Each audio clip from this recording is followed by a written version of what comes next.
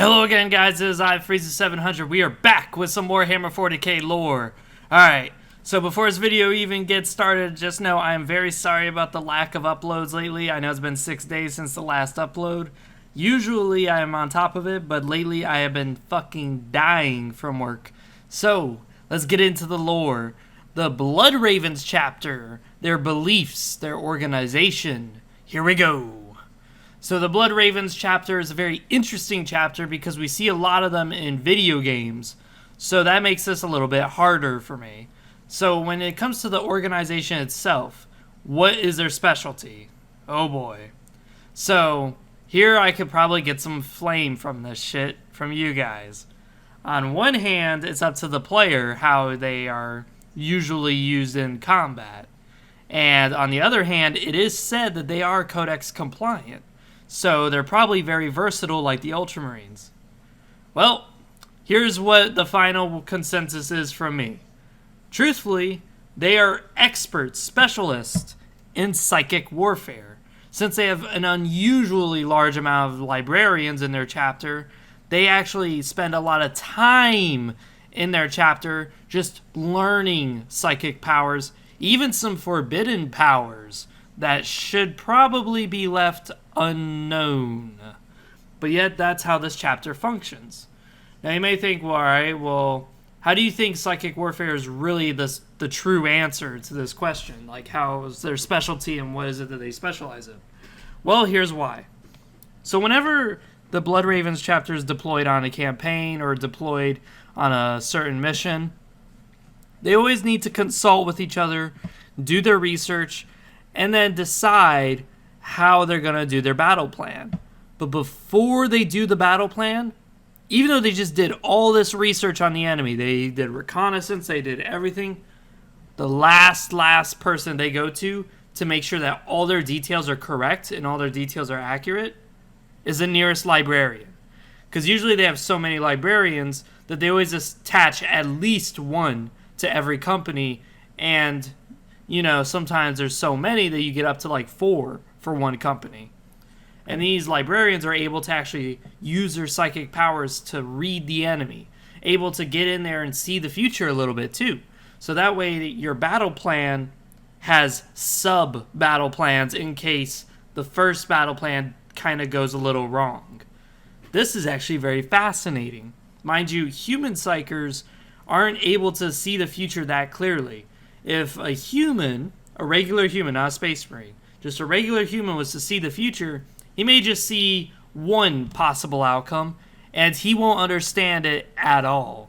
He'll just see a bunch of wolves attacking somebody. He's going to be like, the wolves! The wolves! And then that's it. But a space marine is able to kind of understand, okay, if I do this, this outcome is going to happen. And that's it. But the chapter known as the Blood Ravens, they're able to see the future, but they're also able to see multiple different futures in case something really bad happens. That is fucking interesting.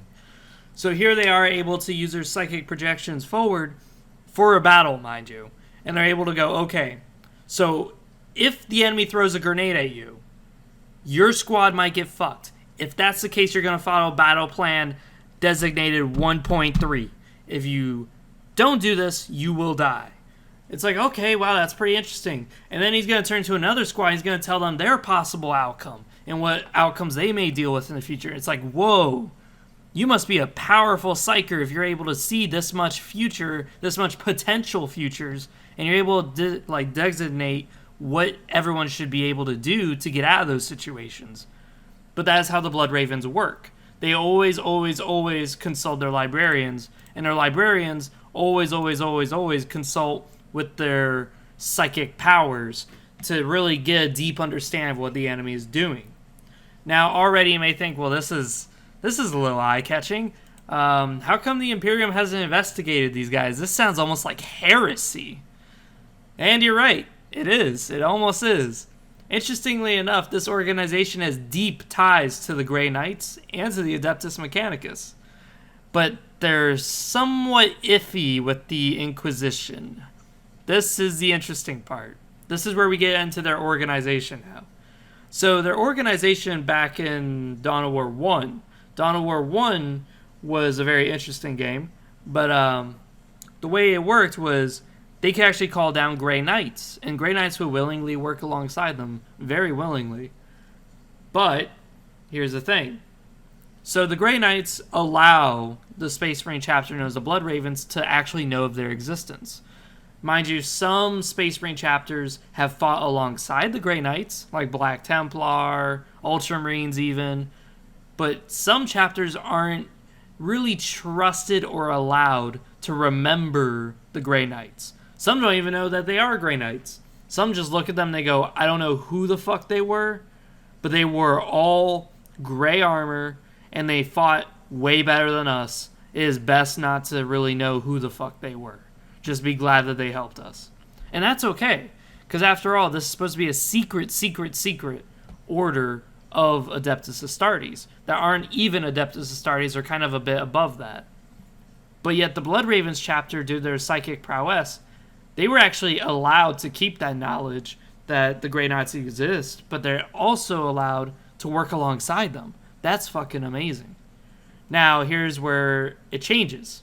This is kind of some history for you.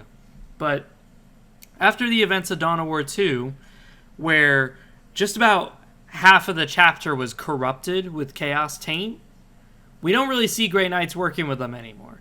And that's also because the Inquisition almost exterminated this chapter just out of suspicion that maybe the chapter is just better off lost rather than possible future corruption. Well, that's alright. At least you got the Grey Knights, right? No, they do not. They do not have the Grey Knights anymore. So whether or not the Grey Knights don't trust them anymore, that is up for debate because we haven't seen any more interactions after Dawn of War 2. So I'm kind of curious what it would be. I'm going to assume that the Grey Knights are still fine with the Blood Ravens because the Grey Knights are more powerful than the Blood Ravens as far as psychic prowess. So they should be able to see very clear as fucking day that these guys do not have any corruption right now. Now, on to the next part. What about the Adeptus Mechanicus? Well, here's the interesting part. The Blood Ravens don't have any formal ties to the Adeptus Mechanicus, but yet the Adeptus Mechanicus seems to have deep ties with them. That's kind of interesting, right?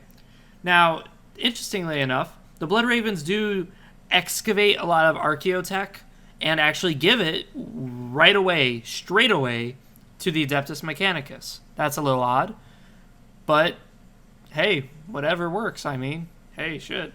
That gets you good gear from the Adeptus Mechanicus, and it gives you a good note. Now, you may think, why do I think it's weird that they just give whatever technology they find to the Adeptus Mechanicus? Well, part of their organization beliefs is that knowledge is power. Now, because of that, they are greedy motherfuckers. And if they see a relic, whether it's Chaos Relic, whether it's an Eldar Relic, whether it's an Imperial Relic, they will take it and they will keep it. They will keep it in their chapter's reliquary, and they will make damn sure that it does not break. They will make damn sure no one touches it.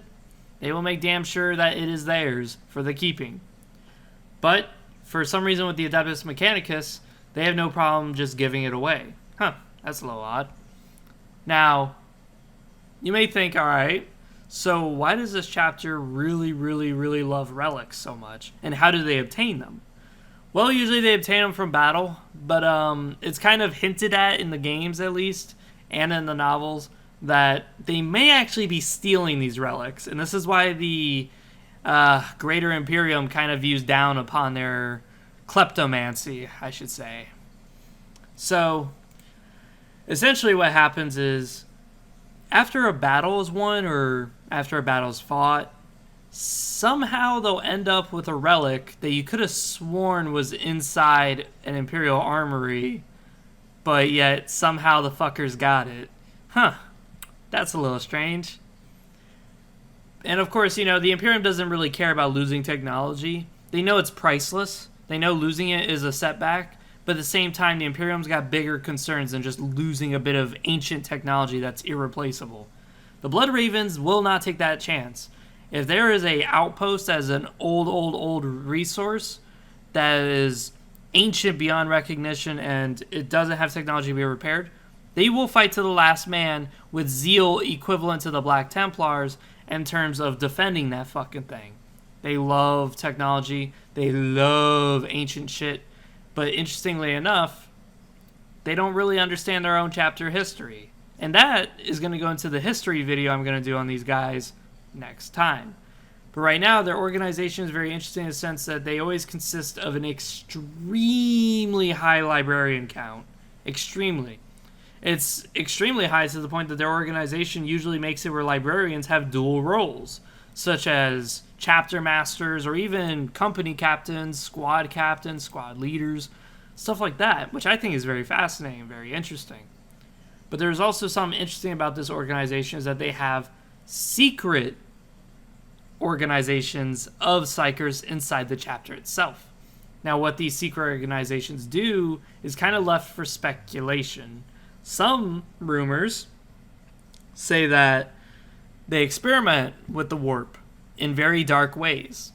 Now, if this word ever got out to be true to the Imperium, this chapter would be killed before anyone could even say tea time. So, yeah, it's kind of interesting that they have this secret order of librarians. Now, whether or not the secret order of librarians still exist after Gabriel Angelos took up Chapter Master is kind of uncertain. I'm going to say no. This secret organization probably doesn't exist anymore after Gabriel Angelos took up command of the Blood Ravens chapter. And the reason why, we'll explain the history, but we'll just give a short answer now, which is that after they were almost corrupted entirely by demons and the Inquisition almost exterminated the chapter, Gabriel Angelos pretty much understands that his chapter right now is underneath a very scalding hot knife.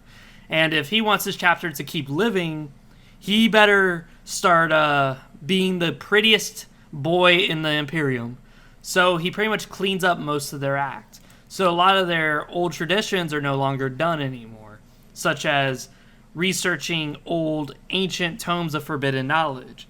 Also stuff like diving into the warp to gain powers that other Space Marine librarians just don't have, because this is something that their librarians would do. So this is something that I think is very nice about their organization, is that they're very human in a sense. So you can tell that they got fucked by something that was kind of not in their control. Like, I mean, who could control that you have a bunch of traitors in your fucking chapter? But they still came back from that, and they said, okay, we're not going to continue the way we were beforehand. We're going to kind of change things up a bit, because right now we got a big-ass gun pointed at our head. That's something that's very interesting, to me at least. But besides that, this has been the Blood Ravens chapter. I hope you guys enjoyed, and if you're going to comment down below, oh, you could have covered their history, shut the fuck up, okay? I am. That's going to be called the next video. God damn it. I fucking hate when people keep commenting on my videos and they go, oh, you didn't comment this, when I clearly said in the video I was going to make it for another video. Holy shit. Besides that, sorry about the delay on the videos, and I hope you guys like, comment, subscribe this content, and, you know, just check out the channel for more content, because I do have uploads now of a video game that I really like to play called Catherine. I know not many of you really watched it, but I would just recommend it very strongly. Just like the Inquisition strongly recommends that the Blood Raven chapter doesn't fuck up again. Besides that, see you guys next time.